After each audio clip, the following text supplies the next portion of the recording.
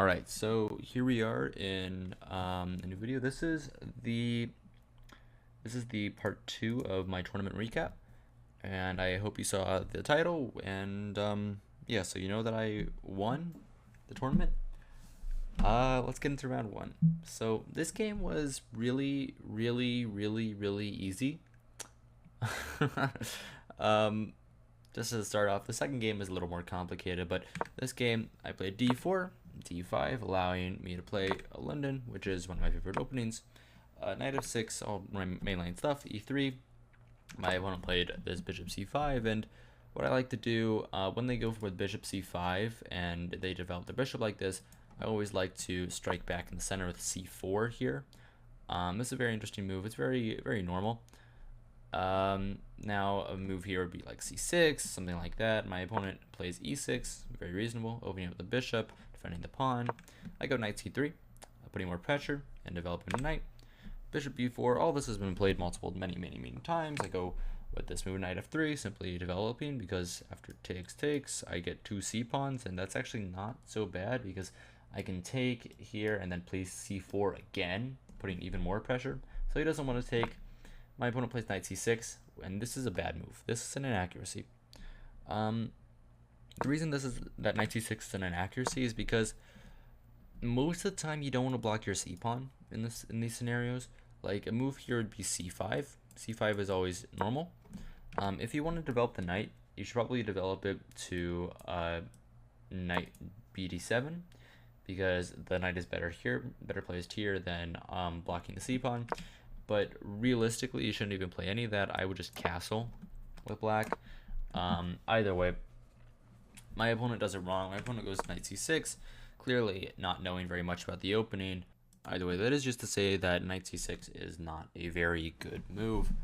And I quickly play the move rook c1, which is very reasonable. And now I want to recapture the knight with my rook and keep the file open, because then I have pressure on this pawn here that's been so that's like precariously perched here, because everything because the knight is just blocking it, and it becomes a weakness after that. Anyway, that's why I played rook c1.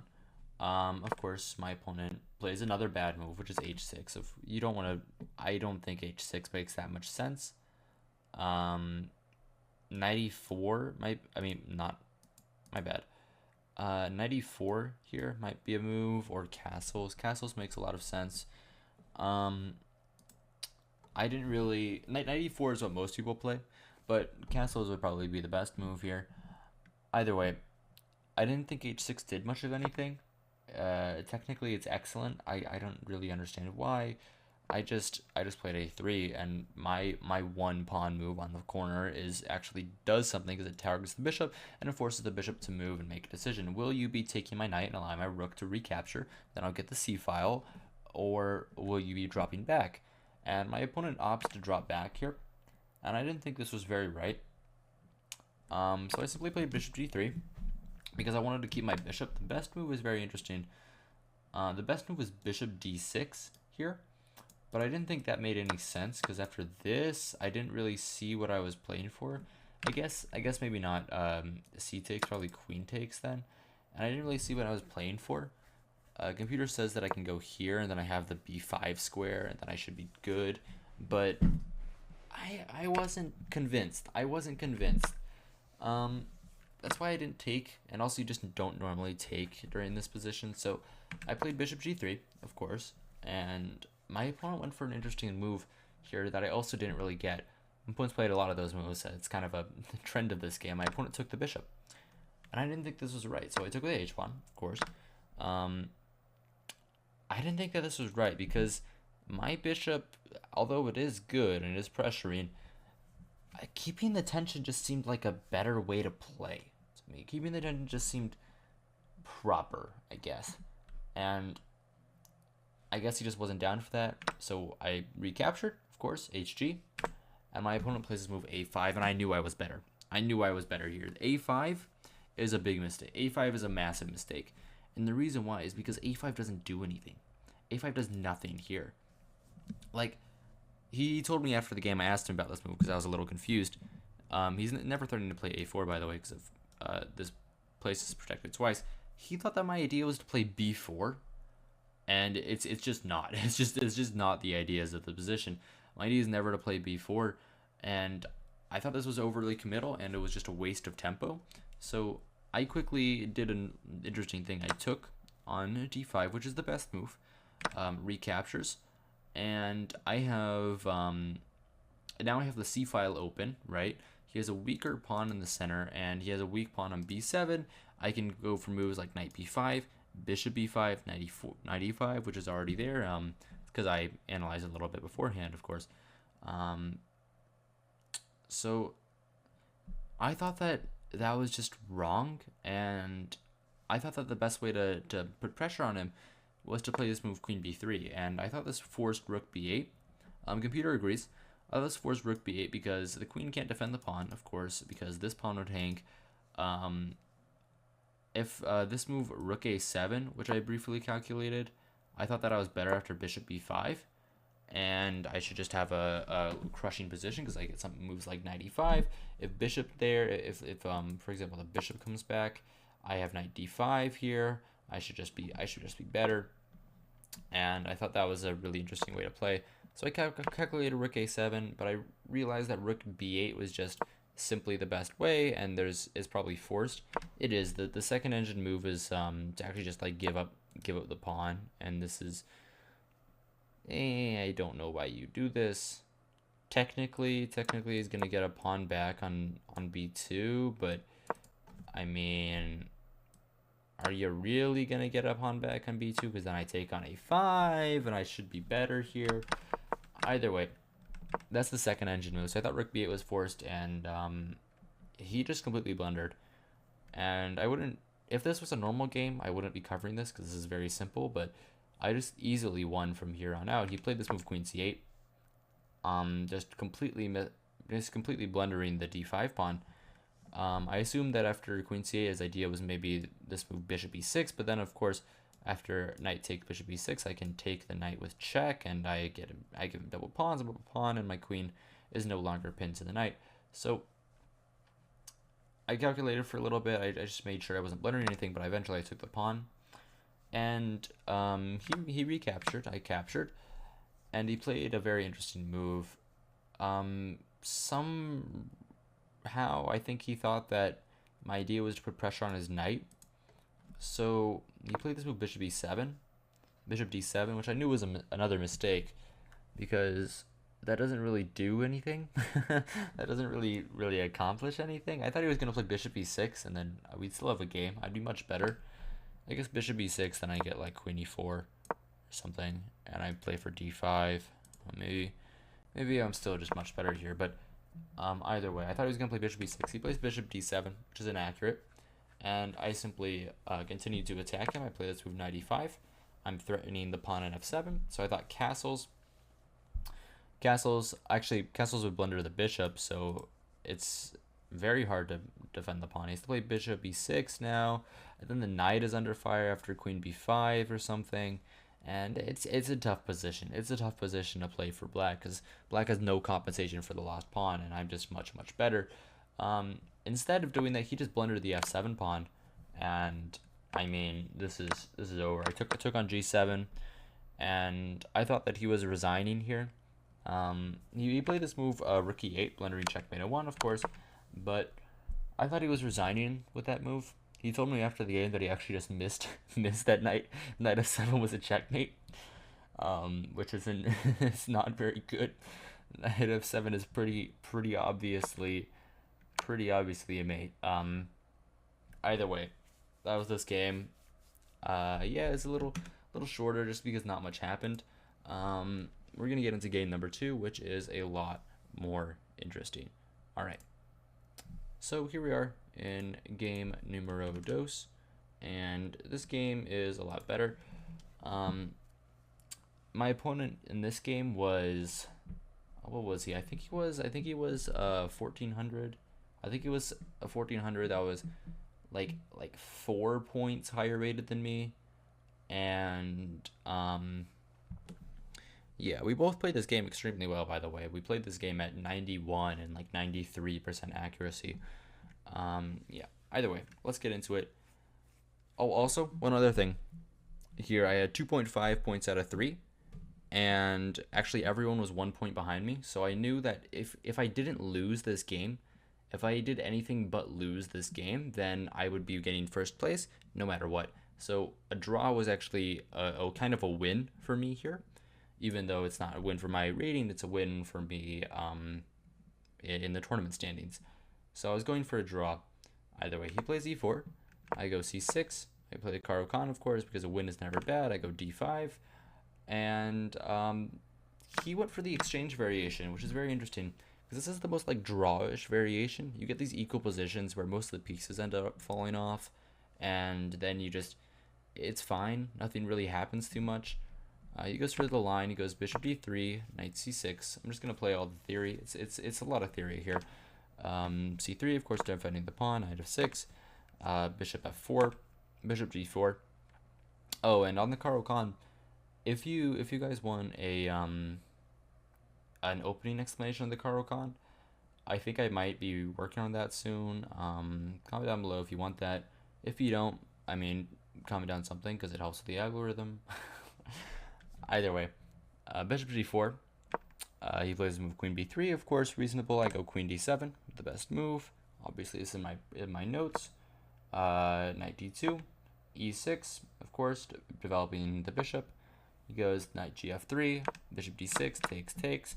You can't take on b7 because of rook b8, and I'll win the pawn here. So taking on b7 would be a mistake. Castles, and he plays this move rook e1, and we're all out of prep. Rook a1 is very interesting. The reason why is because he wants to maybe push his f-pawn in the future, which is very interesting. And I thought about this. I thought about just continuing to do my plan here, and I did. I just continued my plan. I played rook ac8, which is a move. Maybe I should have realized this knight was bad, but I thought the knight right now was like going to go to a5 or something in the future and land on c4. So I wanted to keep it there. The best move is knight e7, and I thought that was better. I don't know. Maybe it's worse, maybe it's better. I can't really explain. This is just a very equal position, and I was going for a draw, so anything could really happen. I play rook ac8. My opponent drops knight to e5, very reasonable, and I make a mistake. Of course, I can't take the knight. I can't take the knight because after take, he has this fork of my queen and my knight, so I can't take the knight. I play a very interesting move here. I play this move b6. And the reason behind it makes sense. Like, if knight takes knight, if I were to play something like h6 would be a bad move. Someone would play something like a6. a6 will enter the pawn. Rook e8 is a move. If I was to play something like rook e8, my opponent could take on b7, and I can't play rook b8 because they would take on c6. Either way, that's why you can't just do anything. So I play this move b6, defending the pawn. Technically, anything going to the c7 square would be good. If I played rook c7, that would be much better. But anyway, b6 happens. My opponent goes for this move f4, really cementing the knight in there. And I think about it for a second, and I'm a little bit worried about this plan h3 g4, and then he might be trapping my bishop in some cases. So I decided to take this thing out of that, and I play this one bishop h5, which is a mistake. It's a mistake. I should have played bishop f5, and I was considering this, but I just didn't like having my IQP here. I didn't like after like this position, I would get like an isolated queen spawn, and I didn't really know how to evaluate this, so I didn't go into this line. Either way, bishop h5. My opponent plays knight df3, and I go for a very interesting move that is untimely, another mistake. I go knight d7, and this gives white a big advantage here. Knight d7 is just aimed to try and trade the knight in the center. I would rather a position, like if he were to do nothing, I would take the knight, probably with this knight, take the knight, and hopefully, if he took with the knight, I'd trade again, but hopefully he would take with the pawn, with the f-pawn probably, And then I thought I was doing half decent here. I was doing half decent because, I mean, like, he's never going to go for g4. I feel like I've gotten a good bit of his attack off. He has the open f file, which is scary, but there's nothing concrete there. I didn't see anything that he could really use. And I thought I was doing well. I thought it was like plus 0.3 or something. So I would love that. But instead, he was able to take on d7, and after queen takes, my opponent had a way to continue playing here. The best way is f5. Best way is f5, and after, for example, takes, he plays this move 95, and I can't capture because then he would have, actually, he captures. I thought bishop f5 here was better, but actually the move rook e5 is slightly preferred by the engine. Anyway, I can't take there. I thought f5 was a good move during the game. He didn't play it. He just went for 95, which is reasonable, of course, putting a knight in the center. And I took. He took with a rook, of course, putting pressure on my bishop and keeping everything in line. I played bishop g6, and he made a big mistake. He made a massive mistake. The only move now that keeps advantage is f5. f5. It's not that hard to play either. f5, and he's better. f5, and he's clearly better. I take. He probably takes like this, probably, and then he's gonna win this pawn, and I'm just gonna be down a pawn in endgame, and that's not good. I don't like that. But he didn't see that. Instead, he took my bishop, and now it's a drawn position. Well, not drawn. It's an equal position, and I was of course going for a draw. So here I actually offered a draw. Here I offered a draw because if I draw, of course, I win the tournament, and I would love to win the tournament. So I offered a draw here. It's probably not the best choice to offer a draw here, but either way, my opponent keeps playing on. He declined. He plays this move rook fe1, and I was thinking that maybe his idea was to go rook e3 and start pounding me on the h file, and I didn't like that. So I had a very simple idea, a very interesting idea. I played this move queen d8. If I play queen e7, then I would lose the pawn on d5. So I play this move queen d8, and I go along this file, and I'm threatening to go to h4 and infiltrate. So I induce the move g3, and now the rook e3, rook h3 idea doesn't work anymore. So I go to d6 now, because my queen isn't doing anything on d8, and this mostly just connects the rooks. And now I have a plan. The plan is that I'm going to play king h7, rook h8, and I mean, I have some counterplay. I can keep the game going, but here my opponent thought for like 4 minutes and ended up offering a draw. And of course, I leapt at the chance to get a draw because that, of course, makes me win the tournament. And the person playing next to me, who was in the running, if he won his game and I lost my game, he would have won the tournament. But now, since I drew, he he looked at me and he was like, no. It was pretty funny. Either way, that was this game. That was the tournament, and I won 3 points out of 4. I hope you guys enjoyed. Hope you guys found this instructive. Hope you guys win your own tournaments. Yeah, either way, good evening and good night.